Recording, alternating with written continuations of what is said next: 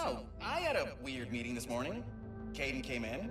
Apparently, the council liked my mapping work on Savali enough that they want me to expand it by mapping every dimension in existence. Yeah, that might be impossible. Okay, I thought about it over lunch. I don't think it's that impossible. I'll just need the Dimensionator, which Caden loaned me, a year and 3 weeks, which has already been approved, and to never sleep again. Work starts tomorrow. Mapped my first dimension today. Pretty standard stuff, except the colors there were so vivid, like, whoa. And there were these creatures. One of them even looked like a Lombax, but he had smaller ears, a mask, and a cane, and I think he was pulling some kind of heist? Whatever it was, it looked cool. Second dimension down, not as colorful as the first one, but the creatures were definitely stranger. Their bodies were made out of all these old relics, but they could break apart and still be alive. It was so wild. And now I wish I had asked Caden for more time. I just want to learn the stories of all these dimensions.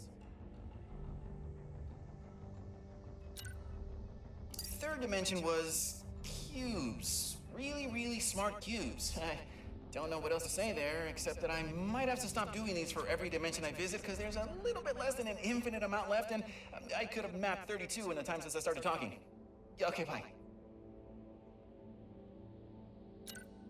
Good news, mapping's going well. Bad news, apparently not well enough, because Caden just asked me to go faster. Wouldn't say why, but he sounded stressed, so I let it go. Faster. Yeah, okay, like it's that easy. Well, good thing I stopped doing those recordings. Wait, I'm doing one now. Ah!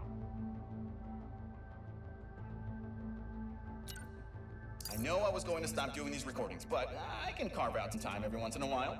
Because I'm a genius. Dimension 31x7, not super different from home, but there were these creatures. One was firing a gun and spinning himself around every other second, while the other hung out on his shoulder doing live commentary. Oh, I wanted to hang out with them so badly. I finally figured out a way to map even faster. Caden might kill me, but listen. Instead of all the cranking and pulling a trigger to use the Dimensionator, I just converted the whole thing into a helmet that runs on voice commands. I mean, he can't argue with the results, and if he does, I'll just complain about it here. Dimension 242Y8, quite possibly the cutest dimension I've ever seen. Oh, the inhabitants were all made out of wool, I think. They could literally make anything. And there was a really pleasant voice following me around everywhere. Oh, it was incredible. Oh, and what's even better? I think I'm finally close to mapping my last dimension. So tomorrow I'm going to sleep in for an hour because I'm done, baby. I mapped every single dimension in existence. Woo-hoo-hoo! Oh, I can't wait to see Caden's face when I give him the map. And tell him that I'll be going back to all those dimensions soon. There's still so much I can learn. I found out why Caden has been so stressed lately. Something bad's going on. Bad enough that we need to hide as many Lombaxes as we can, and I guess all of my mapping work was to help find the perfect dimension for us to hide in, so yeah. Hope I didn't screw anything up.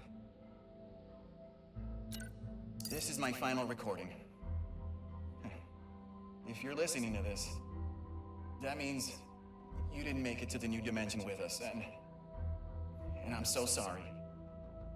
We're trying hard to get everyone now, but our race is scattered across so many dimensions,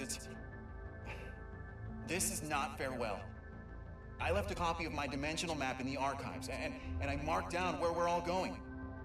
I wish I could have left you a Dimensionator too, but hey, I'm only one Lombax.